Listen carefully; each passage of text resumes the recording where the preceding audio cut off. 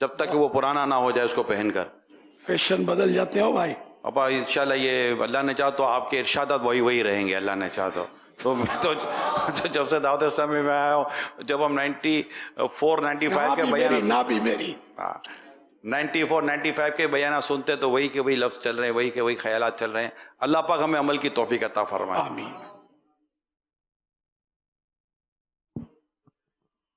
السلام علیکم ورحمۃ اللہ وبرکاتہ. وعلیکم السلام ورحمۃ اللہ وبرکاتہ. سیدی آپ نے جس طرف توجہ دلائی، الحمدللہ ٹرانسلیشن ڈپارٹمنٹ کے تحت وقتاً فوقتاً تربیت کا سلسلہ الحمدللہ ہوتا رہتا ہے، اور کل بھی الحمدللہ تربیتی سیشن ہے. مفتی قاسم صاحب انشاءاللہ تربیت فرمائیں گے اسلامی بھائیوں کی، اور آسان سے آسان تر ترجمہ کرنے کے لیے بھی مجلس کی طرف سے اسلامی بھائیوں کو وقتاً فوقتاً اس حوالے سے تربیت کا سلسلہ ہوتا رہتا ہے الحمدللہ. مزید بھی انشاءاللہ اس کو ہم ایک جیسے آپ نے فرمایا کہ ایک مرحلے کے طور پر اس کو لے لیں، کیونکہ ترجمہ کرنے کے کئی مراحل ہیں، اس میں پھر ایک مرحلہ ہم انشاءاللہ اس میں مشاورت کر کے ایک یہ شامل کر لیں گے کہ آخر میں اس نظر سے بھی اس کو چیک کر لیا جائے کہ آسان سے آسان تر الفاظ اس میں استعمال کیے جائیں. اس کی صورت یہی، بس میں نے کوشش کی، میں نے کہا مگر کمپلیٹ نہیں کیا، کہ جو الفاظ ہمارے یہاں مستعمل ہیں، مستعمل جو ہمارے یہاں رائج یہ بھی نہیں آتا ہوگا سمجھ میں عوام کے، جو ہمارے یہاں بولے جاتے ہیں لکھے جاتے ہیں، وہ الفاظ لیے جائیں اور اس کا کچھ آسان کر لیا جائے ترجمہ. متبادل لفظ دے دیا جائے، پورا ترجمہ بھی کام نہیں آئے گا. تو تھوڑی بہت کوشش کی، مدد بھی لی، آپ لوگوں میں سے ہی مدد لی ہے میں نے، سمجھے، اور یوں مطلب کوشش کر کے 150 الفاظ جمع تو کیے. میں نے ایک فائل شروع کی تو میں نے دی تھی المدینہ علمیہ کو، لیکن شاید وہ کام ہو سکتا ہے برابر نہ آ سکی ہو، اب پراپر وہ آ جائے نا. لیکن وہ بھی تھے تو مطلب ظاہر ہے کتنی محنت پڑتی ہے، آپ کو شاید سمجھ نہیں آتی ہوگی کہ ایک ایک لفظ کا آسان ڈھونڈنے کے لیے بعض اوقات بہت محنت پڑتی ہے. لغت پھر کسی کو پوچھنا پڑتا ہے. اب میرے پاس جو لغت ہے اس میں نہ ملا تو پھر کسی اور کو بولا کہ یار آپ ذرا دیکھ لو، وہ کمپیوٹر پر اور یہ اپنے اس میں بھی مل جاتی ہے اپنے ویب سائٹس پر. اور اب مجھے یہ سارا سسٹم آتا نہیں ہے زیادہ کہ میں خود آسانی سے ڈھونڈ پاؤں، تو یوں بھی میرے لیے رکاوٹیں ہوتی ہیں.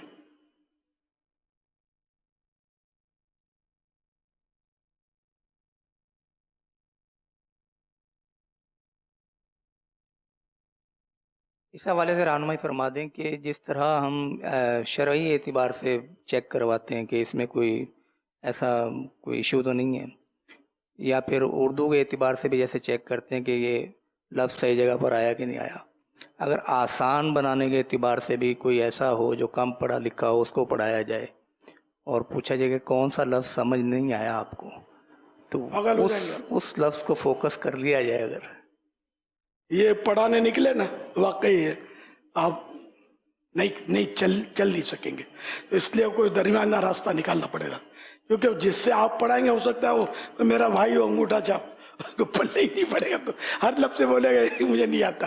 تو اس لیے کہ جو معتدل ہو، کہ جو مطلب ظاہر ہے کہ اس کے سوا حل نہیں ہے نا، مطلب کیا کریں، معتدل آدمی ہو نا جو کچھ اردو سمجھ لیتا ہو تو وہ مطلب سنیں، ورنہ تو کوئی بھی کتاب ایسی نہیں ہے کہ جس میں الفاظ کے مسائل نہ ہوں. آسان سے آسان، میں نے کہا نا وہ میں چٹکلا بول گیا، شاید اس نے وہ بولا تھا ٹوٹکا، کہ ٹوٹکا، یہ الیاس جو بول رہا تھا ٹوٹکا کیا ہوتا ہے، یہ اپنے اچھے درجے کے دور حدیث کے طالب علم نے کسی سے پوچھا تھا، نہیں مطلب سمجھ آتی. بھائی فارغ التحصیل اسلامی بھائی تھے، ان کے سامنے لفظ نکل گیا منہ سے کہ پڑتال کر کے مجھے دے، جانچ نہیں بولا ہوا نا، پوچھا انہوں نے کہ پڑتال یہ کیا ہوتا ہے. ہڑتال تو سنا تھا، پڑتال تو ٹوٹکے والا بھی خامسہ کے درجے میں یہ ہوا، ٹوٹکے کا لفظ ٹوٹکا تو خامسہ درجے میں بولا تو وہ ایک کھڑے ہو گئے کہ یہ کیا ہوتا ہے. اچھا آپ کے ساتھ بھی ہوا تھا یہ؟ اچھا ابھی ناظرین تو آپ کی خامس صاحب کو بھی غور کر رہے ہوں گے. नाजरीन खामेसा पर गौर कर रहे गौर हो कर रहे होंगे कि क्या और करना है। राबिया का वो चुटकुला तो आपको याद होगा, राबिया का याद है, राबिया या सानिया, सानिया राबिया, इनको नहीं पता होगा ये शायद चुटकुला। वो दो तलबा बात कर रहे होंगे कुछ, इसमें एक आदमी इनका दोस्त खड़ा हो गया होगा, तो वो बोल रहे थे, वो सानिया और राबिया कुछ ऐसी बातें कर रहे थे, तो उस बेचारा वो सुनता रहा, फिर आखिर का उसे रहा नहीं गया, ये लड़कियों की बातें क्यों कर रहे हैं, कि हमारे यहाँ नाम रखे जाते हैं। इसी तरह एक चुटकुला किसी ने, वो कोई फोन पर किसी को कह रहा होगा कि अपने मुझे राबिया के लिए किताबें लेनी है, कोई बात वो तीसरे से चौथे दर्जे में आया होगा ना, तो सही था, तो राबिया के लिए किताबें लेनी है। अब इत्तेफाक उसकी खालाजाद बहन राबिया थी, माँ सुन रही थी, है तुझे क्या जरूरत पड़ी राबिया की किताबों की। ये बतौर यानी कि सच्चे वाकयात मुझे सुनने को मिले हैं। अच्छा तो ये अच्छा और तो क्या क्या नहीं होता होगा, ये तो कोई हजारों में तो कोई वाकया हम तक पहुंच जाता होगा। नाजरीन ये नहीं कह रहे होंगे इस वक्त आपकी सुनने के बाद वो क्या गलत कह रहा था? और बिल्कुल खाला की वो सही तो कह रहा था भाई, क्या जरूरत है औरतों की बातें करने की आखिर। तो वो मतलब नाजरीन को ये इस तो तशवीश हो रही होगी कि हजरत जो फरमा रहे, हजरत तो चलो एक खुश तबे के तौर पर चुटकुला लेकर फरमा रहे, लेकिन आखिर उसे गलत क्या कहा था? सही तो कह रहा था, औरतों की बातें करने की क्या जरूरत थी? बिल्कुल नहीं करनी चाहिए। तो वो सानिया माने सेकंड, दूसरा, तो सेकंड क्लास को ये हमारे मदारिस में दर्जाए राबिया कहा जाता है। सेकंड को सॉरी, दर्जा सानिया, और राबिया माने चौथा, तो दर्जा राबिया यानी कि फोर्थ क्लास। तो अब में भी यही मतलब समझ में आता है कि थर्ड क्लास फोर्थ क्लास यही राइज हो जाए हमारे जामियातुल मदीना में जाके, इनके अपने खानदान में मसाइल ना खड़े। राइज हो चुका है ये। अब आप बोलते हैं, नहीं आप भी बोलते हैं, फिर बाज़ औक़ात बोल के फिर वो इसका इंग्लिश भी बता देते हैं। ये तो है, सही है, नहीं क्या करें, अब अवाम को बेचारों को तशवीश में डालना नहीं है ना। मैं तो ये नाजरीन से ये अर्ज करूंगा, अभी तक जो भी देख और सुन रहे हैं, कि इतनी कोशिशें होती हैं एक किताब लाने में और एक तहरीर को लाने में।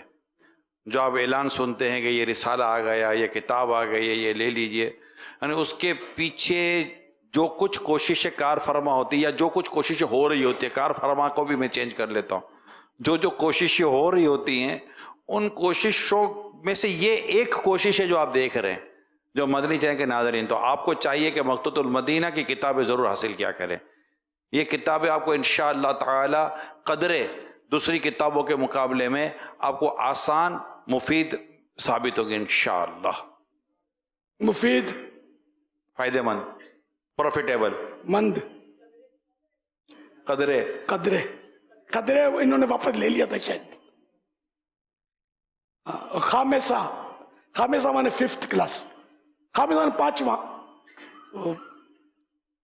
हम असल हमारी अपनी उर्दू जो है ना, जो अंदाज एक अल्फाज ज़हन पे चढ़े हुए तो वो निकल जाते हैं बोलने में, ये कदरे जैसे, और ये, लेकिन जब आवाम को समझाना मकसूद हो तो ज्यादा एहतियात। और हम खुद भी अगर अपनी गुफ्तगू में आसान रखेंगे तो वो बयान में भी आसान निकलेगा, ना गुफ्तगू में मुश्किल अल्फाज बोलते रहेंगे तो शायद बयान में भी वही निकले। सईदी, इस हवाले से एक तनकीद भी की जाती है, यानी चीज़ें जो आसान हम कर रहे होते हैं तो वो कुछ जो यानी पढ़े लिखे लोग हैं वो कहते हैं कि इस तरह की आप लैंग्वेज लिखते हैं कि हमें मज़ा नहीं आता, बचकाना, पचगाना जो है ना ये आप लिख रहे होते हैं। और दूसरी इस पर जो तनकीद होती है वो ये कहते हैं कि आप लोगों को जाहिल रखने पर ही राज़ी हैं। इल्म जो है, जैसे हमने ख़ुद भी आपने इरशाद फरमाया है कि सीखने से ही आता है, या लोगों को ये कहें कि आप लोग सीखें। और फिर तीसरी इस पर यह भी दलील देते हैं कि बाद जो मसाइल हैं जैसे अकायद ख़ास तौर पर, तो उसमें जो अल्फाज होते हैं या बाद मसाइल जो होते हैं उनमें जो अल्फाज होते हैं या बाद ऐसे मौज़ूआत होते हैं कि जो बहरहाल मुश्किल ही होते हैं, तो हम उनको आसान करने जाते हैं तो वो चीज़ें गलत हो जाती हैं। यानी उनकी आसानी की तरफ जब हम मुतबादल लेने जाते हैं تو ان کا حقیقی طور پر متبادل جو ہے وہ صحیح طرح آتا نہیں ہے، یا پھر لینگویج ٹو لینگویج جو ہے وہ بھی مسائل ہو رہے ہوتے ہیں کہ جیسے انگلش لینگویج ہے تو وہ بڑی عربی کے مقابلے میں یا اردو کے مقابلے میں بڑی چھوٹی زبان ہے، تو جب ہم آسانی کی طرف جاتے ہیں تو اس میں بھی مسائل آتے ہیں. تو ہم یہ جو سارے اس طرح کے دلائل ہوتے ہیں تو ان کو کیا کہیں گے؟ یعنی صرف ہم عوام کے لیے ہی کر رہے ہیں، یا پچگانا یا عقیدے کے جو مسائل ہیں ان کی جو زبان ہے، یا پھر ہم لوگوں کو جاہل رکھنا چاہتے ہیں؟ تو یہ ساری باتیں ہم کس طرح ایسے کتنے لوگ ہیں جو اعتراضات کر رہے ہیں، ان کی تعداد کتنی اور یہ اعتراضات کس طرح آپ تک پہنچے؟ چلو میں نہیں پوچھتا آپ کو، کوئی بات نہیں.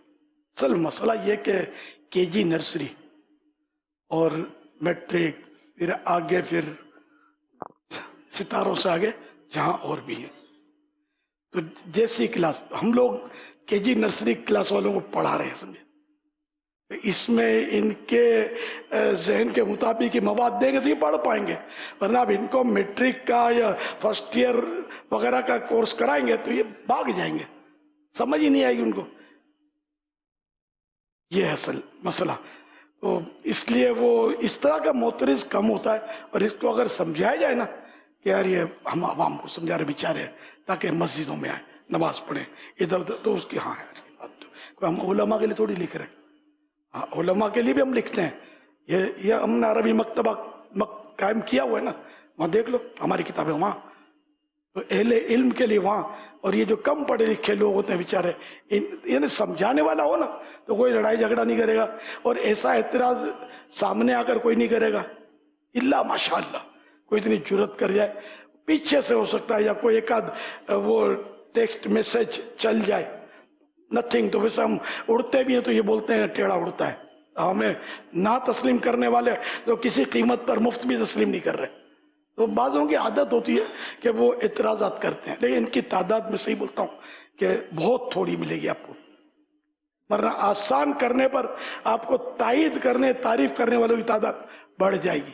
اب سمجھ میں آتا ہے ہم کو، یا فلاں کا بیان سمجھ میں آتا ہے فلاں کا نہیں آتا.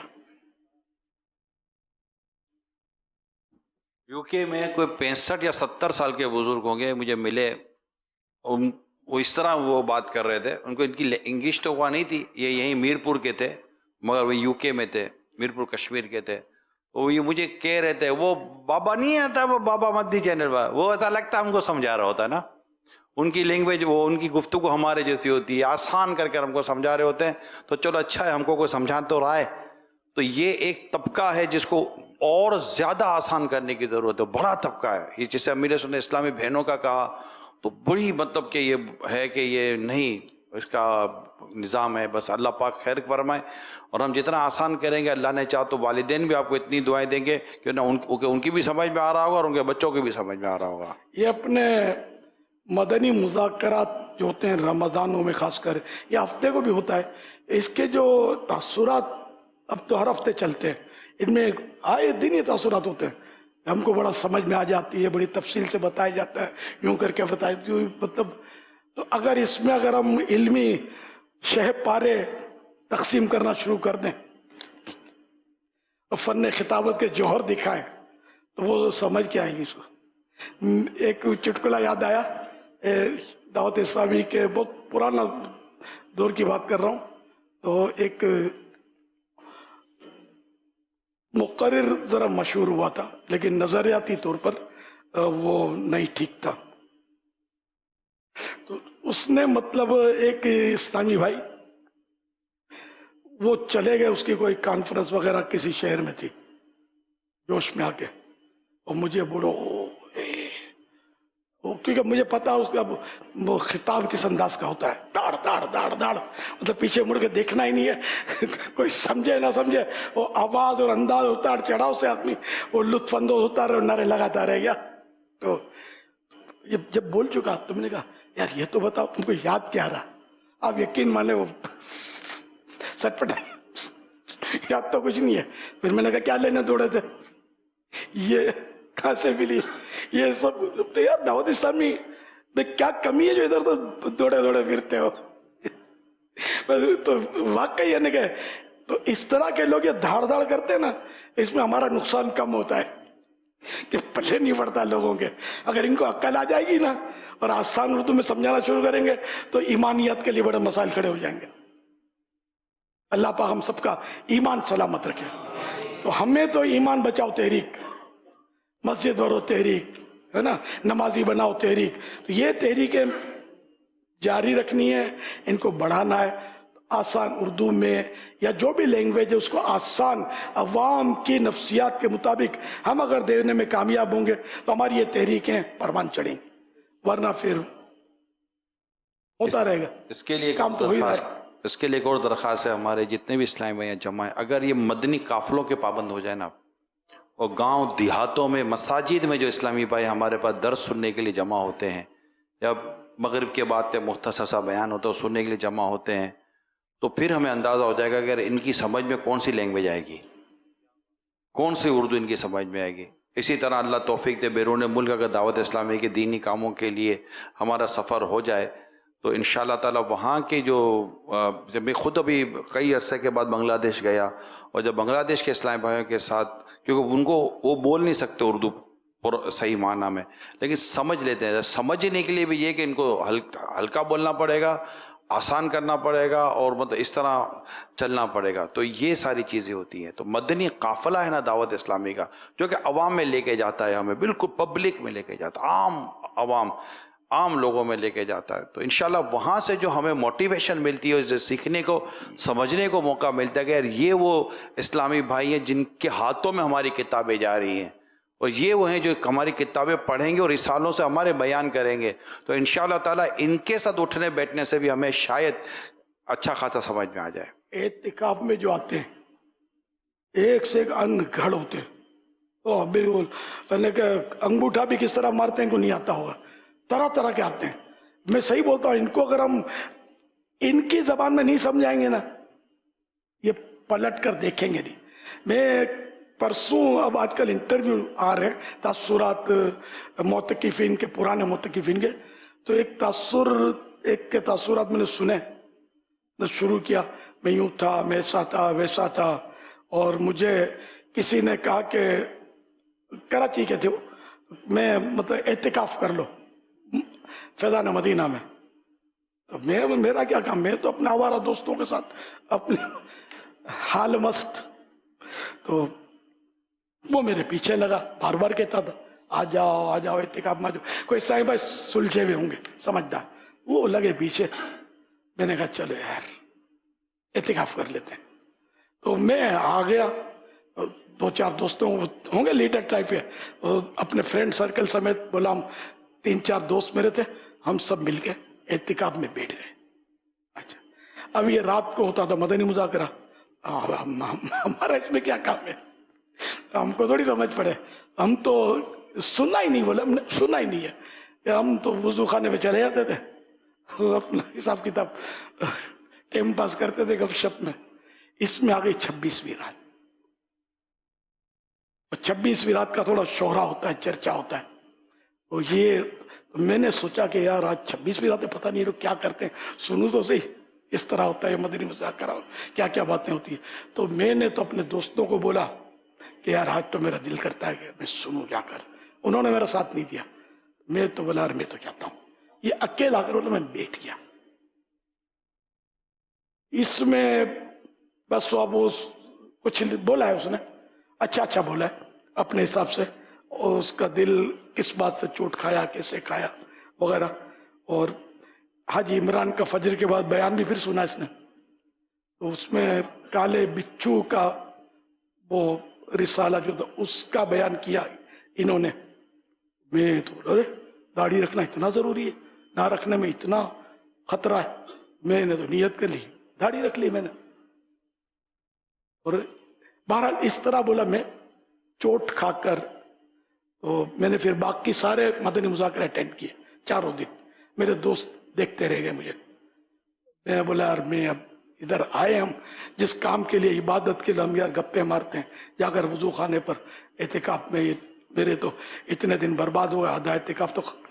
اب میں ان کے ساتھ، مجھے تو بڑا مزہ آ رہا ہے. یوں بولا میرا دل چوٹ کھایا، میرے گھر میں سب حیران، یہ ایسی چینجز آ گئی.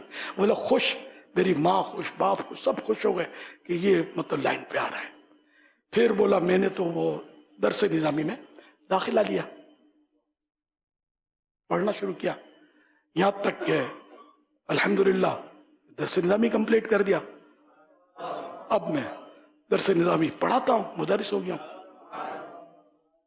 یہ ایک ایسے نوجوان کا واقعہ میں نے سنا، میں بھی بول رہا کہ یار حاجی عمران کو بولوں کہ تمہارے کام کا ہے یہ واقعہ. تو یہ پرسوں کی مدنی وار اس نے سنائی تھی. داڑھی، زلفیں، امامہ سب تھا، اور کچھ بتا رہا تھا میں یوں درس دیتا ہوں، یوں علاقائی یعنی دینی کام کرنے والا. وہ یہاں سے اٹھا، اس کو وہاں ایسا ماحول ملا کہ ماشاءاللہ وہ پڑھا بھی اس نے، دینی کام بھی کرتا رہا، اور اب بھی وہ کر رہا ہے. اس نے جو بتایا میں دعوت اسلامی کام بھی کر رہا ہوں اور تدریس بھی کر رہا ہوں میں الحمدللہ. تو یہ بس اللہ کی رحمت ہے. اعتکاف میں نہ جانے کتنوں کی تقدیریں بدل جاتی ہیں، چوٹ کھا جاتے ہیں.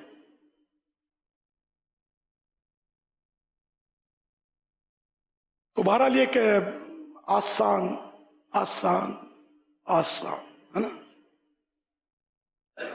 صلو علی الحبیب صلی اللہ علیہ وسلم.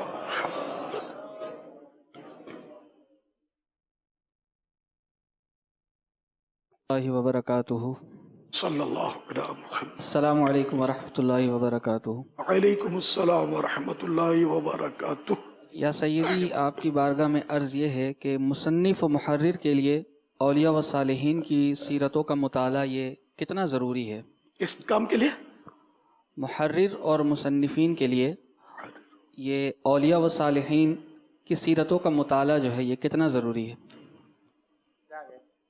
عدنان کا مسکرا رہے صالحین، شاید اس لیے مسکرا رہے ہوں.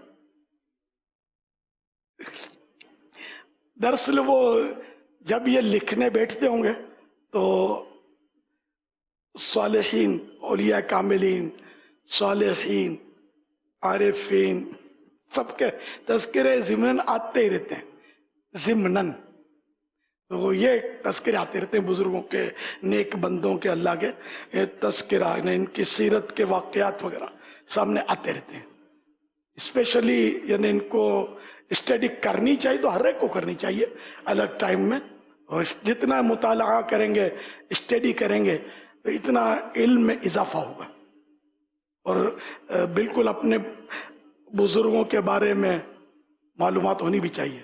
اسلاف بولنے والا تھا میں، پھر اسلاف عوام شاید اسلاف سمجھیں گے. اسلاف اسلاف بولتے ہیں وہ بزرگ جو گزر چکے، پچھلے بزرگ.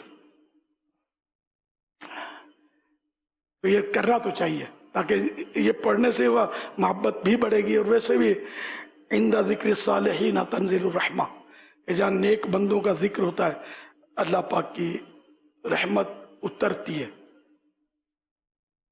نازل ہوتی ہے، اترتی ہے.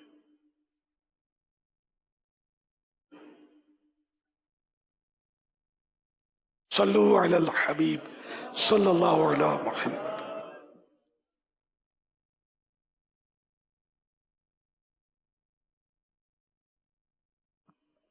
السلام علیکم ورحمۃ اللہ وبرکاتہ. وعلیکم السلام ورحمۃ اللہ وبرکاتہ.